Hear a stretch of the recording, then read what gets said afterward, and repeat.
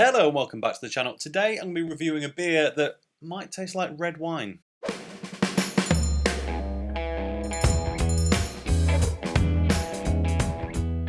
That's right, this beer is from Vocation and it's called Morello Red and it's aged in red wine barrels. Now, it doesn't actually say what style of beer it is, so we're going to have a quick look at the can before we break into it, which is pretty unusual. But yeah, red wine barrel aged from Vocation, Morello Red. It's an 8.4% beer, but it is only in a 330ml can, so it's big but not too big, I guess.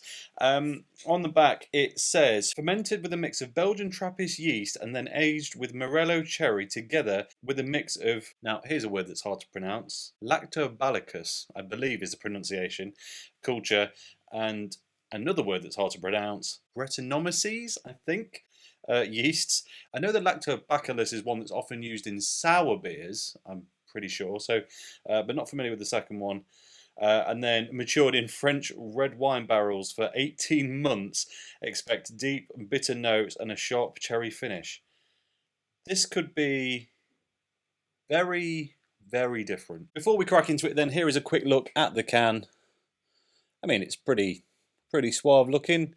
Hints of red for the cherry, but it's dark on one side, kind of red on the other. That actually comes across more on camera in the light than it does in person. If I hold it further back, you kind of can't really tell. It just looks like a bit of a shimmer. But yeah, there's definitely a hard split there. And then on the back, just a bit more information, which we'll get into shortly. Right then, let's get it open. Very active beer. To say that's been sat for 18 months in barrels, that's feisty. Wow. Aroma already is quite strong. Lots of deep cherry and red wine notes, unsurprisingly. I have noticed I do have a dog hair in my glass, as always.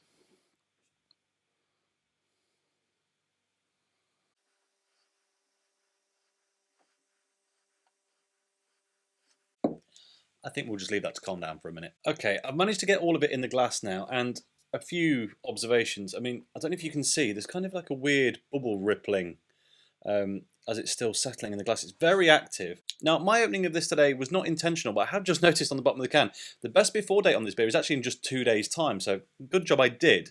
I always question a beer that's been sat for 18 months somewhere, but now only good for a short period. Because I bought this kind of back end of last year. If you look back through my videos, I did a Vocation unboxing somewhere around probably late October, and this came in that pack, so it has been sat for a while. But even so, it's a bit odd. But anyway, the beer looks very good in the glass. If you hold it up to the light, you get a nice red hue bleeding all the way through it. It looks like an incredibly dark glass of red wine, but with a kind of a half finger off-white head that you get on a dark beer. But yeah, not bad.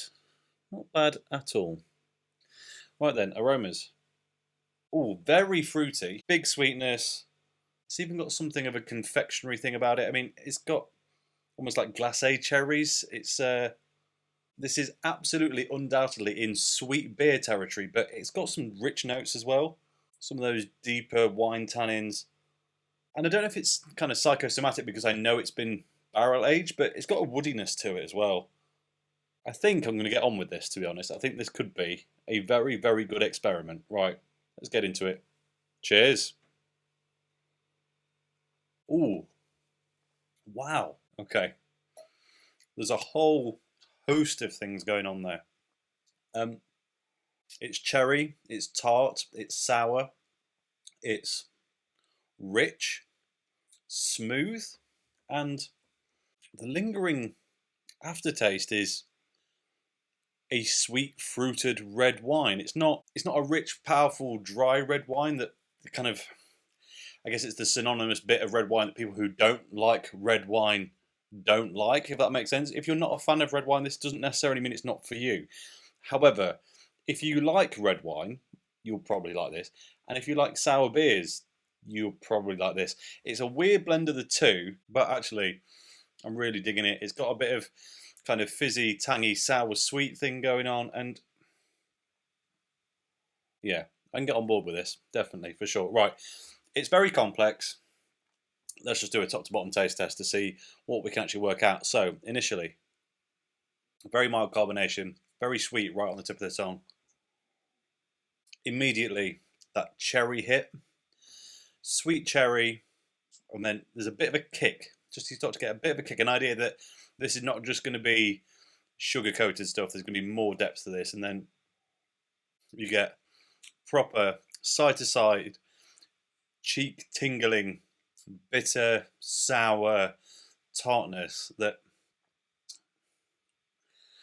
yeah, just really just grips, but it flows. It doesn't override. It carries on. It dips back into sweet, more fermented fruit. The red wine thing comes in, and it becomes more sophisticated. Up front, it's that sweet cherry sweets, tangy, tangy Haribo, that kind of thing. But then very quickly it shifts, and you end up somewhere with great sophistication. Got a bit of a sangria vibe about it, and yeah, I mean, I've nearly drank it. I need to set that down because it's 8.4%, and it's actually very, very nice. One thing I will say, this is not a beer for everyone. It requires the appreciation of a few different styles that really would help to acknowledge this for what it is. As I said, sour beers can be a bit Marmite anyway, so if you really don't like sour beers, you're probably not going to like it. Liking cherry and tart cherry is quite important, and liking red wine can also help. I'd say as long as you can do 2 of the 3 of those, then this is probably for you.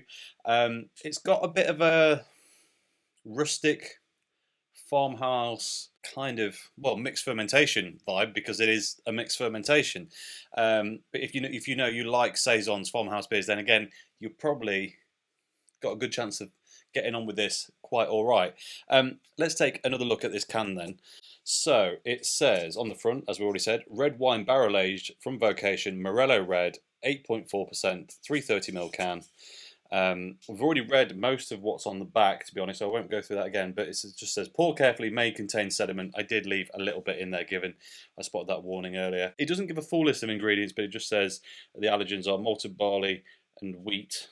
2.8 UK units in this can, because it is a big boy, and brewed and canned at Vocation. And to be honest, it doesn't say a lot else. There's no tasting notes with this. It really is just everything we talked about at the start, but I'm going to pick out a few bits without reading the whole thing. So it's got Belgian Trappist yeast in there. That's interesting because it has got a bit of a sweet shop vibe up front, which often Belgian yeast gets described as. So it's aged with Morello cherry. Well, I'm not actually sure what Morello cherry is, but anyway, it explains the cherry flavour.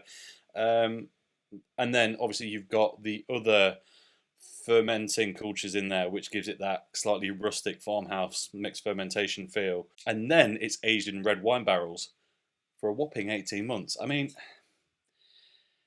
as I say, it's not a beer for everyone, but that is one hell of an experiment, and it's an experiment I can absolutely get behind. Have you tried this? What did you think? Let me know in the comments below. I expect a load of people to say it was awful. I'm quite enjoying it, but it is also only 2 days before its best before, so maybe it's changed radically since when I first bought it. But yeah, let me know.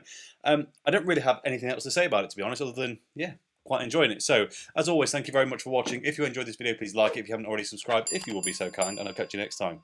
Cheers.